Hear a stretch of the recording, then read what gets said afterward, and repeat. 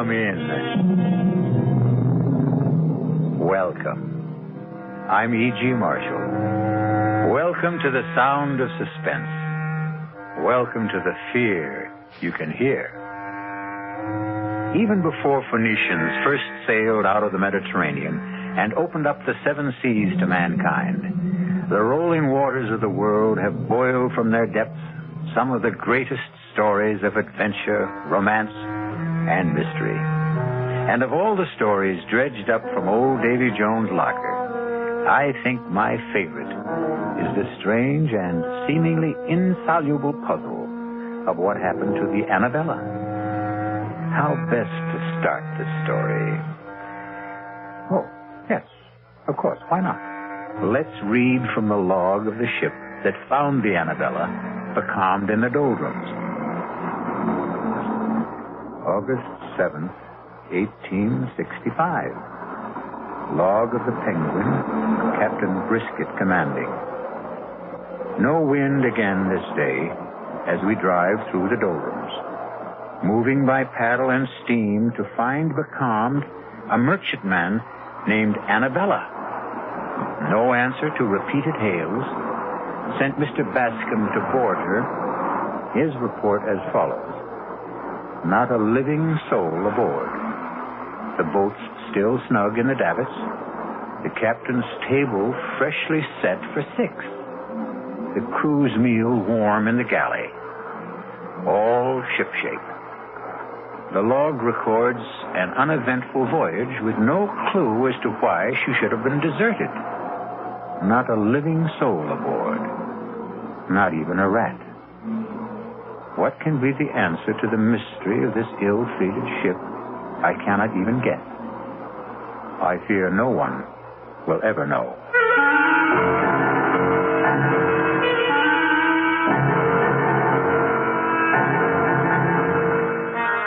Our mystery drama, Sea Fever, was written especially for the Mystery Theater by Ian Martin and stars George Matthews and Brett Morrison. It is sponsored in part by the Kellogg Company, makers of Kellogg's Special K cereal, and by Anheuser-Busch Incorporated, brewers of Budweiser. I'll be back shortly with Act One.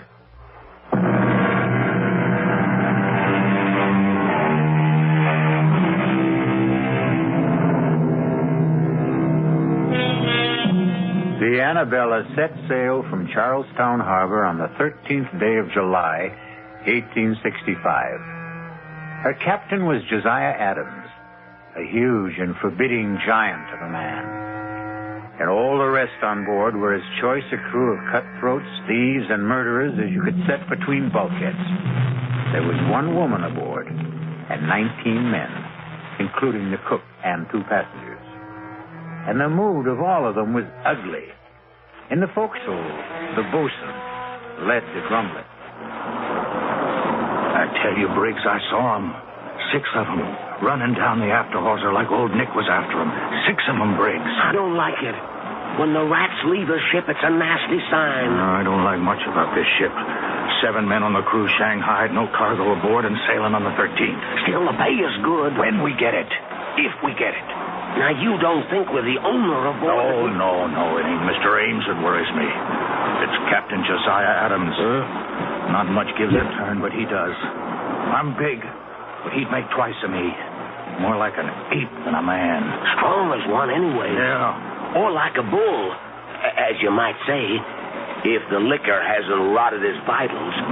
He's got a scowl on him like the colic was at him. Colic? There's no colic that's eaten him. You ever seen him without his cap? Huh. How often does a forecastle hand see a captain bareheaded? What do you mean? It's when I piped Mr. Ames aboard. I went to his cabin to tell him the owner was on ship. He opened the door and I saw him.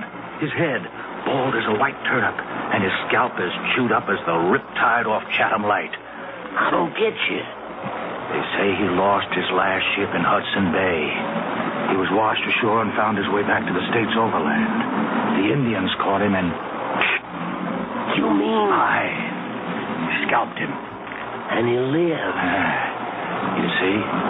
So that explains his sour face. He mightn't be a bad master at that. I wouldn't count on it. I think his heart is as black as his skull is white. Don't forget the rats. There's 4 bells. Your trick at the wheel. Let's not keep Mr. Peabody waiting. Come on. What more do you know? Why don't you ask the captain himself? I think you're full of wind. I'd best get to the helm. You're afraid to ask the captain, Briggs. Why don't you ask the mate? Just this way. Tell me, Mr. Peabody, where are we sailing with no cargo? Why did we have to Shanghai half a crew? Take a leg there, Briggs. You're late. 4 bells sounded and gone. Stand to the wheel. Aye, sir, Mr. Peabody. Mr. Peabody, sir. Yes? It's like I was wondering to myself, as it might be, where are we headed for, sir? Africa. The Gold Coast. I knew it. I knew it in my bones. You knew it? Why did you ask? It's blackbirding. That's what it is. Slave trade, ain't it? The slave trade is dead, I believe, Briggs. In America, legally. But not in Brazil. They still pay fancy prices in Brazil. That's what it is. I might have known. And if it is, would you object? Me? Not if the pay is high enough. One question, sir? Any further questions or answers you'll have to get from the captain. Mr. Ames or his fellow passenger, Mr. Rogers. After you've stood your watch. They're in the cabin if you'd care to risk it. Sir. So it's blackbirding, eh? Just what Christopherson guessed.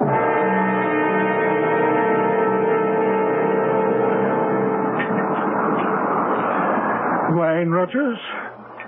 Sherry from Spain. Sharpens the appetite before dinner. Something will have to wet mine. This miserable tub rolls like a horse in mud. Well, you'll soon get your sea legs. Small need of them I'll have where I'm going. You'll need them to get there. To the Gold Coast, Mr. Rogers. The Gold Coast. Heat and dust and flies and traffic in human bodies. Slave trader Rogers. A fine job for a fine gentleman. Would you prefer a prison cell? The past is dead. I stole from you and was caught. You let me choose whether to rot in jail in poverty or in Africa in luxury. I chose the second. Now, in heaven's name, let's forget the first. Gladly. More wine. As much as you desire. There's no lack of it. Mm-hmm. More than enough for the voyage. If the captain doesn't drink it. Captain Adams prefers a lustier brew. He must be the biggest man I've ever seen. And that head... I wouldn't refer to it in front of him. He's tender about that scalp pit. I wouldn't blame him. How he ever survived. Tribute to his magnificent constitution. The man is all steel.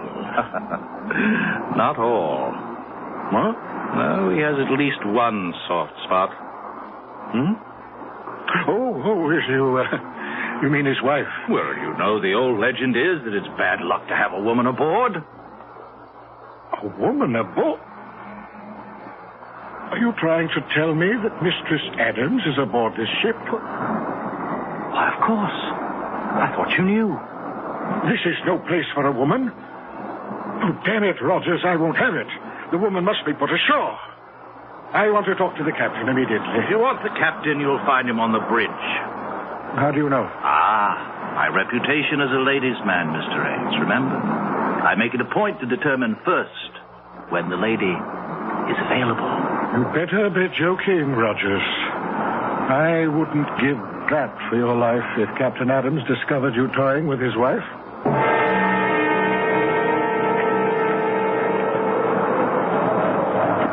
Wind's freshening, Captain.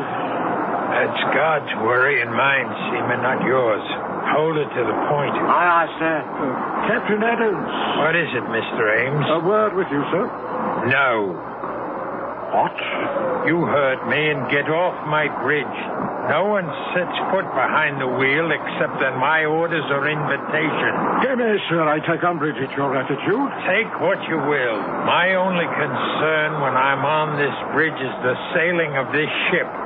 Now, will you take yourself off it? I'll meet you after the watch. 6 bells in the saloon, and you can have your word with me. I'm afraid that's not good enough, Captain. You forget... Good enough or not, it will have to serve. Now, will you go below, or do I have to throw you off bodily?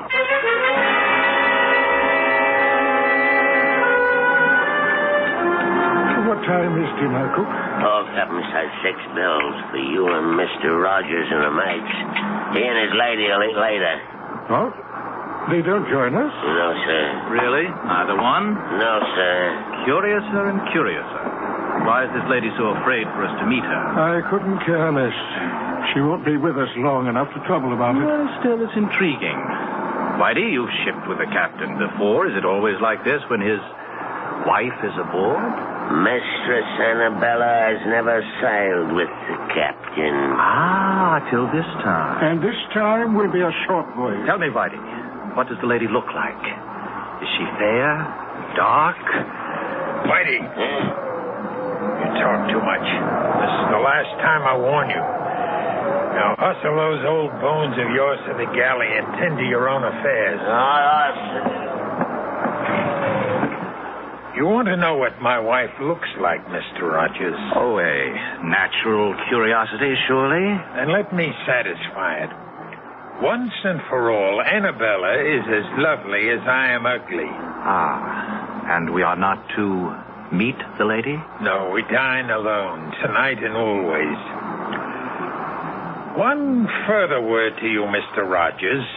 My wife is on board this voyage because I've decided that I will never go anywhere without her, nor will she go anywhere without me. We cling to ourselves, Mr. Rogers, and need no other companionship. I want you to understand this very clearly. You need have no fears for your wife's privacy. For by tomorrow, I want her off this ship. What? I'm ordering you to turn about. You could have saved time and trouble had you let me tell you earlier on the bridge. Turn about for where? Back to port. I don't want your wife on board. This voyage has begun. The course is set, and it will not be changed. May I remind you, Captain, that this is my ship? This is my ship, Mr. Ames. My ship. From port to port. Your ship in the harbor, mine on the sea. My ship. Here I give the orders. Here I expect to be obeyed. In the name of all that's reasonable, man, in view of our business, can't you see this is no place for a woman? There's only one place for Annabella. My wife remains at my side. But on a slave ship. By my side, do you hear? By my side. Now, we'll hear no more of this. For by the living God, owner or not, I'll clap you in irons. So began the voyage of the Annabella. Distrust and fear below and 'tween decks, with bad luck hoping in the shrouds like a storm gathering. Her bow cut the water with good speed, but it was towards the wake the crew's eyes turned. For the legend is that Davy Jones swims the wake of any vessel marked for his locker on the bottom of the sea. I'll return shortly with Act 2.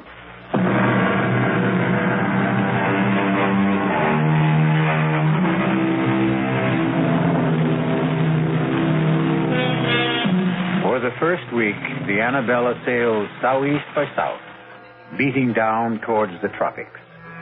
The crew still grumbled, and Rogers strove to drown the irresistible temptation to try and catch a glimpse of the captain's wife by drinking steadily. 2 things served to deter him: the captain's wary vigilance and his fear of the sheer brute strength of the man. But once the ship veered due east and the mounting seas demanded more and more of the captain's time on deck, Roger's courage and desire began to grow.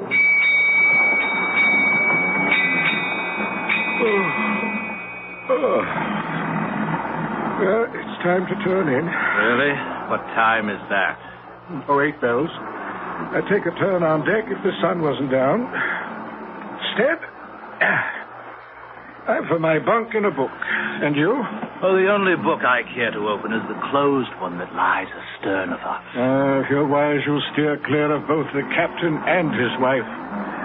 And that Spanish sherry, it's stronger than it seems. Good night, Rogers. Good night, Mr. Ames. Oh, good evening, Captain. Off for the bridge? It's making up some dirty weather out. I won't sleep much this night. Batten down tight, Mr. Ames. We may be taking some seas. Are you now for bed, Rogers? No, Captain, I'm not quite finished the bottle. I'd take it with me to my bunk if I were you. You'll be safer on your back when the swells begin to lift. Aye, aye, Captain. But you'll bring us through safe and sound, won't you? I won't leave the bridge till I know all's secure. I want you to sleep sound this night, Rogers. Who mans the wheel, Mr. Peabody? Hazard, sir. Soundest hand we have. And the second mate mans the bridge? Aye, aye, sir. Good enough. Follow me aft. Right, Captain. Here. Help me to move this hatch. Here. That's well enough. Now batten down tight when I've dropped through. Make sure she's watertight. Aye, aye, sir.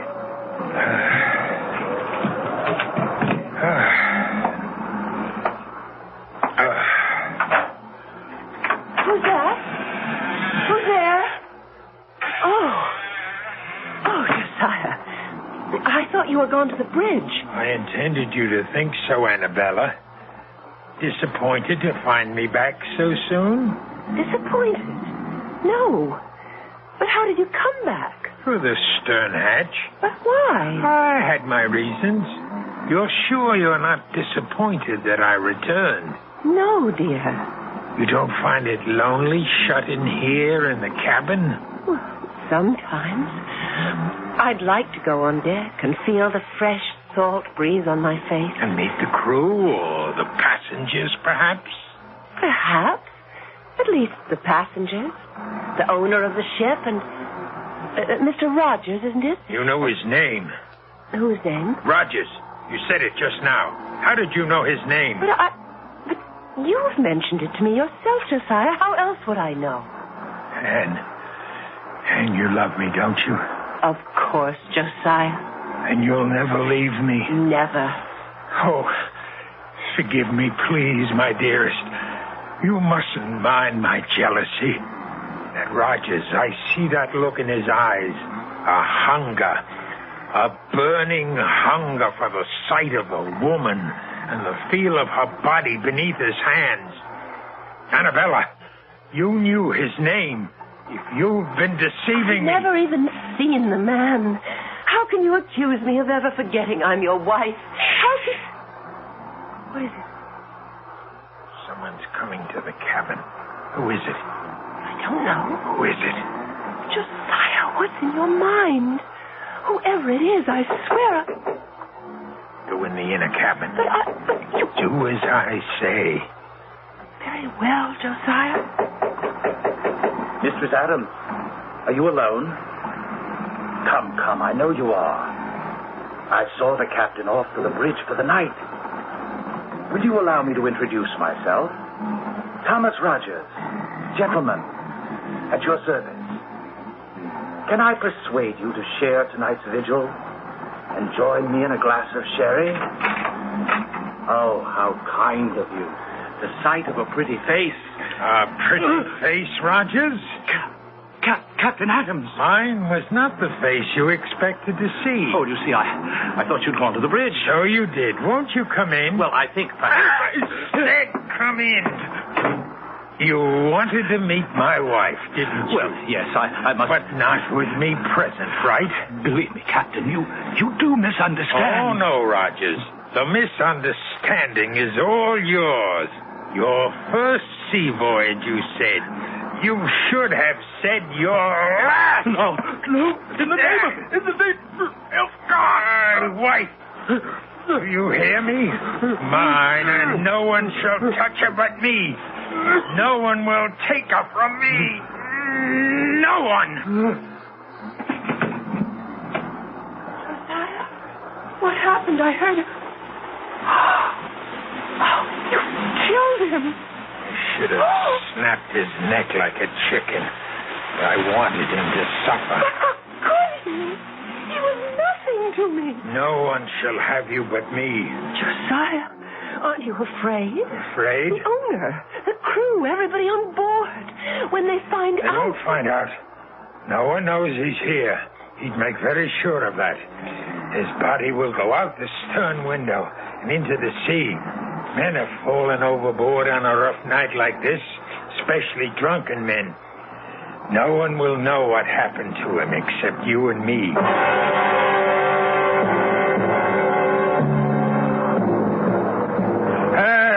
Trim her a little, Briggs. You're losing wind. Bring her nose up, man. God, rot you for a clumsy fool. Here, let me have the wheel. Aye, sir. Your eyes, you've lost way on her. Sorry, Captain. The wind just veered a couple of points. Sailor should smell a wind change. Yes, but I Save your excuses. Do you think you can hold her on this tack? Just try me, Captain, sir. Here, then. But keep her running, all right? Captain Adams, Yes, Mr. Ames. like a word with you below. I can't leave the bridge. Have I your permission to join you? If you insist. Searching for you, sir. I thought you were below. Are you in my cabin? Well, I knocked at the door. There was no answer. Are you inside? Of course not. It's not my custom to invade the privacy of others. My wife is resting. I didn't want her disturbed. What is it you want? Can we get out of this cursed wind? I don't want to leave the wheel. This fool handles it like a landlubber. You can trust me, Captain. I wonder. Come after the taffrail, Mr. Ames. Lead the way, Captain. Over here on the lee side, you'll find the breeze a little more to your liking. You know, I've been concerned since Mr. Rogers' mysterious disappearance last night. Mysterious? A drunken sot who never found his sea legs? I warned him to steer clear of the deck. We did every mortal thing we could to find it. Yes, I know. But without him now to leave as my agent on the Gold Coast, Go on. Well, it's deuced awkward. Without someone to recruit the next batch after we leave, there's little point in continuing on. So, you think we should put back for America? Or the nearest port where I can pick up a suitable man for replacement. And perhaps put my wife ashore. Well, since you mention it, I don't trust women too much in a business like this. They talk too much. Just drop her at whatever port we touch. Well, I should be glad to make sure she's suitably settled, if you wish it. If I wish it. Do you take me to be mad, Mr. Ames? Mad? Why, believe me, sir, nothing... Don't you think I see through your childish subterfuge? Leave Annabelle with you while I sail off to the ends of the earth? No, please, You, too, trying to steal her away from me. But you can't have her any more than Rogers could. Captain, your wife means nothing to me. I'll make sure she doesn't. Just as I made sure with Rogers. Then it was you who... Yes, I killed him with these two hands. And he disappeared. Just as you will. No! She's mine. Only mine. No one can have her but me.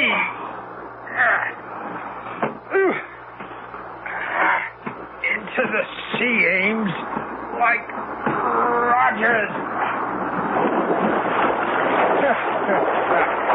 The sea can hold her secrets. You all right, Captain? I thought I heard it. Briggs, I told you to mind that wheel. Well, I put the lash on it, sir. I thought I heard a cry, and Said I could trust you. Well, you can, sir. Well, where's Mr. Ames? He's left. Why? Well, it was just that I thought I heard a splash, and... Oh. You can trust me, sir. No, Captain. no, let go. I wouldn't trust you at the wheel. No, Captain. I wouldn't trust you with my life.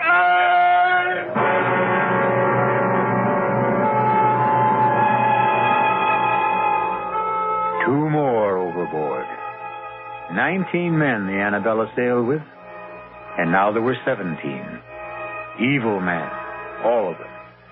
And Davy Jones swam the wake, waiting for them. For the captain, mad with imagined jealousy, had crossed the line of sanity.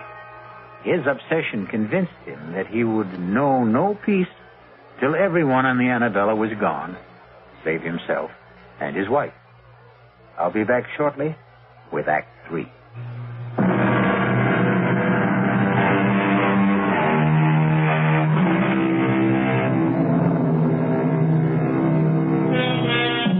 The squall that blew up so suddenly on the Annabella proved to be a full-fledged hurricane that so fully occupied all aboard that there was no time to question missing men. Indeed, 2 other hands were blown out of the rigging or shaken loose before the Annabella found calm waters in the eye of the storm. Now again, discontent grows in the forecastle. The talk of a haunted ship resumes. The word mutiny is on everyone's lips.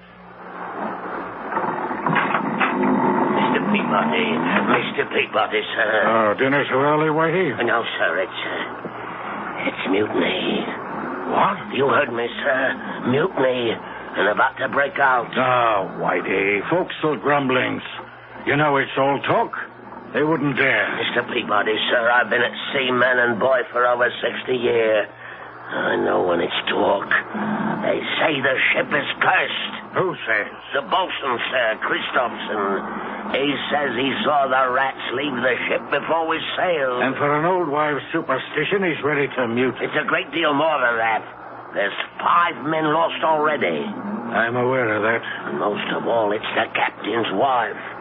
Bad luck with a woman aboard, particularly one that he keeps it away. Well, do they expect the captain to parade his wife in front of common seamen? No, sir, but they wonder. Wonder what? Some say she's a witch, that she's ugly as sin. And some say she's sick of the smallpox. Smallpox? It's aboard, sir, I'm feared. Now you do allow me. I'd best have a look at it. If he has it, he has it. I'll put him in the lazarette so it don't spread. The first thing is the mutiny, sir. That has to be stopped. It has to begin first.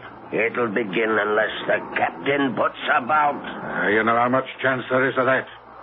You of all people. Yes, I've sailed with the captain before. I always found him a hard man, but a fair man. Not this voyage. Something happened when he brought his wife aboard. He's not the same man. I think the captain means to kill everyone, as he did the owner, and Rogers, and Briggs. Aye, and even Paget and Breen. And we're blown out of the rigging. Perhaps, sir. Perhaps the captain shook 'em loose by luffing. Whitey, I think you're the one whose brains are scrambled. The men were lost overboard. And the 2 passengers and Briggs. Rogers fell over, obviously drunk. A wife took the other 2. Then why is there not one mention of any of them being lost in the ship's log? That's kept in the captain's hand. How could you know that? There was writing in it. Here in the saloon last night. I was clearing the table. He left to get fresh ink, and I looked at it. You can read? In 60 years at sea, a man has a lot of time on his hands. I taught myself long ago. You're sure of what you say? On my oath, sir. And by God, we'd better turn back. Now. Not risk my neck to the hangman's noose by mutinying. Maybe if you was to speak to the captain's lady, she's the only one to influence him. By damn, you're right, Whitey. Look, go hold off the crew till I see if the lady will come to our help. Aye, aye, Mr. Peabody.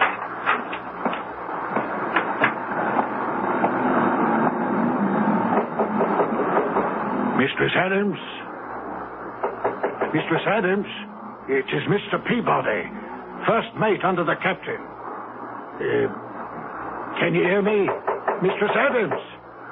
I wouldn't disturb you, but the matter's urgent. Mr. Peabody, may I ask what you are doing? Captain, I wanted to talk to your wife. My wife is indisposed. She's a poor sailor, and these last days have worn her out. How dare you disturb her? I felt the matter urgent. Attend me in the saloon, Mr. Peabody. First, let me see to my wife. Aye, aye, sir.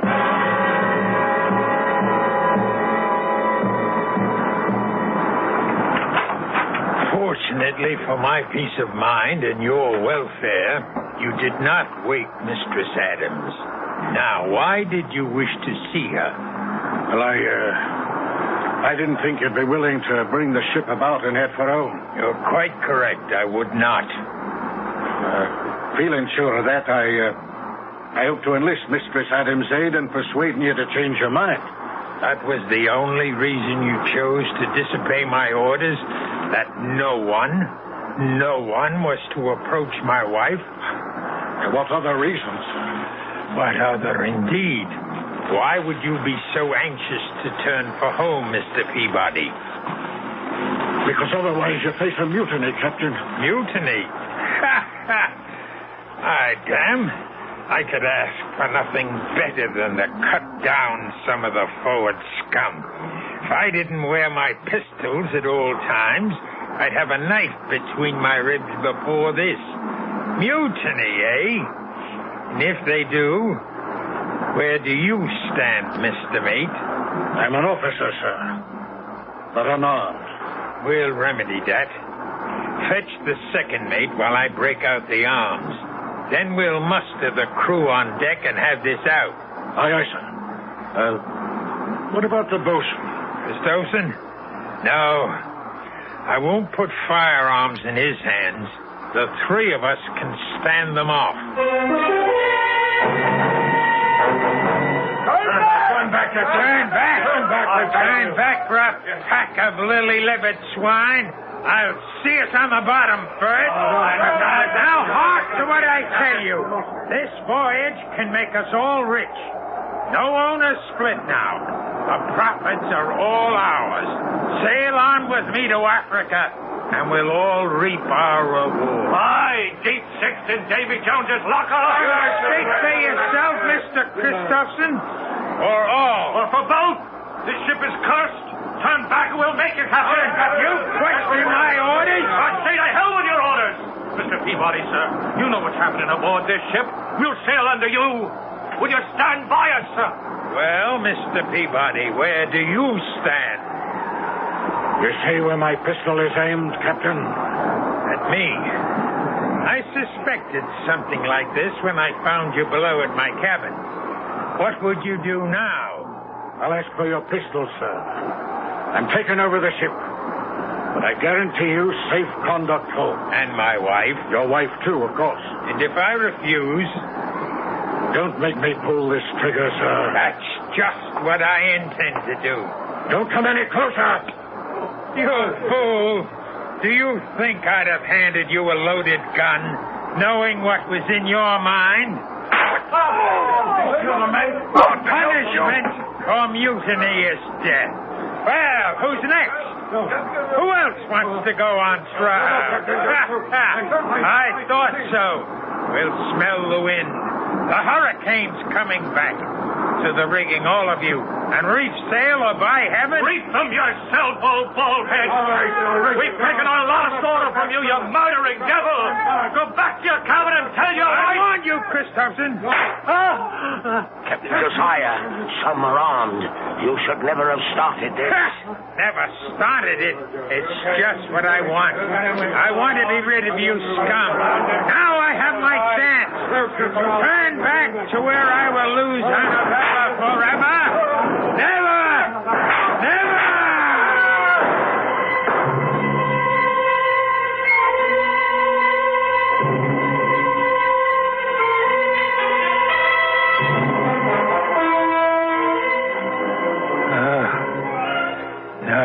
off of there, Whitey. In the wake of the storm, we'll lie here wallowing in the doldrums for God knows how long. It's as well, sir. There's scarcely enough men left to sail the ship. What there is dog-tired and half alive. How many left? Timmins died this morning. 4 killed in a mutiny. 1 more lost overboard. And Rudge, who died in a fall from the crow's nest. That leaves 5, sir. Are they counting you, Whitey? You're counting me. 5 of you still between us. We're woeful short-handed, sir. Yes. I have a mess cooking for the crew. Can I sit him down to eat? Huh? Eat? Oh, yes, of course. We must all eat. But first, serve all hands a double ration of grog, including yourself. I'll put a cask of rum out in the saloon. Oh, sir. Before you serve the crew, though, set the table in the saloon. Yes, sir. For 6. For 6, Captain? Certainly. The passengers, the 2 mates, myself, and my wife. Oh, at last, my darling, I can bring you to the table as befits a captain's wife, for they're all dead. We have nothing to fear from them anymore. Only 5 left, and they'll be gone soon, Annabella. You understand, don't you? It's all to keep you, to hold them from taking you from me, beloved, to hold you forever. Josiah? Anne, what are you doing on deck? I'm looking for someone I once knew. Who? Josiah Adams. You? But I'm here, Annabella. Here. If only you were. The Josiah I knew. I still am. With the blood of all those men you killed on your hands. They stood between us. And the ones that were left, whose drinks you poisoned, who are dying now. I had to kill them so we could be together always. Don't you see? That's what's tearing us apart. What were any of them worth to deserve to live? Blackbirders and thieves, riffraff and murderers. They stand between us no longer. Only one thing stands between us, Josiah. Why are you too blind to see? No, Anne. No, I took you from America with me. We can be safe on the other side of the world. I can sail the longboat. Just the 2 of us across the seas. We can scuttle the ship. And even if she were raised, no one would know her secrets. I've kept the log as though the voyage was calm and uneventful. Let them find the ship. We'll be gone. Tonight, at last, you can dine at the captain's table, as you always should have. And then we'll sail away. No, Josiah. Search your heart, and you know it can never be. It's all a dream. It's all a dream. Never, never. Hannah, speak to me. Answer me. Call for her, Captain. Call for her. Whitey. Don't be afraid. I'm still alive, but not for long. I thought you were a ghost. No, only one ghost sailed with this ship. Quiet. You can't scare me anymore, Captain. I'm dying. But your wife? What about my wife? She's dead, Captain. No! She always has been. Long before we ever sailed. No. Yes. Killed when the Indians got you. Dead for over 2 years. No. It had to be, Captain. It had to be. There's nobody in your cabin. Never has been. Don't you think I didn't know? Didn't I see her die before my eyes? But I cheated death, and I cheated him of her. I took her away with me to the ship. I had to keep her alive. I had to. And you had to kill all of us to do it. Because all of us, alive, were proof that she wasn't. It had to be. And you're alone at last. Or will be. All of us are dead save me. In a moment. I'll be alone at last. And I can bring her to my table like the lady she is. The table is set for 6. But there'll be only one of you there, Captain. Or 5. The dead don't mix with the living. There's only one way to find your wife again.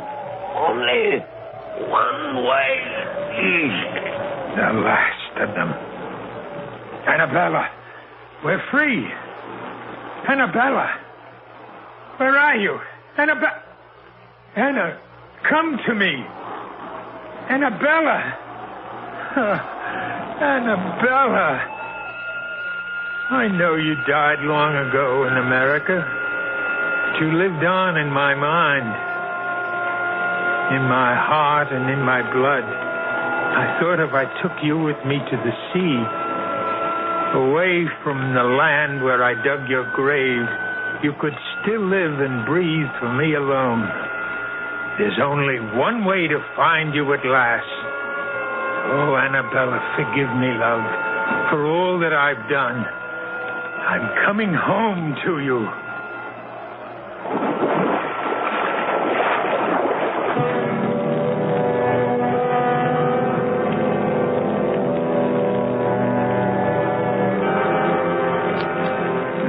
Men sailed with the Annabella, and 19 men went to the bottom of the sea.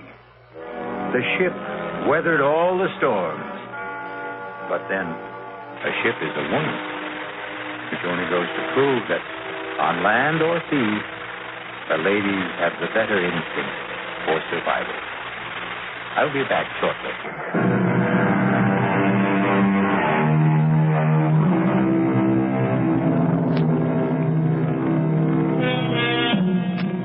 Somewhere in the green depths, I wonder if the captain sits presiding at his table.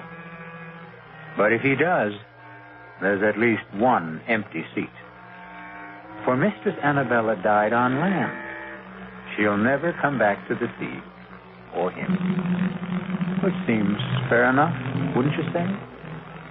He didn't exactly deserve a happy ending. Our cast included George Matthews, Brett Morrison, Marion Seldes, Leon Janney, and William Redfield. The entire production was under the direction of Hyman Brown. Now, a preview of our next tale. Lightning strikes again. I never dreamed it would, did you? Well, it's a slightly different bolt of lightning this time.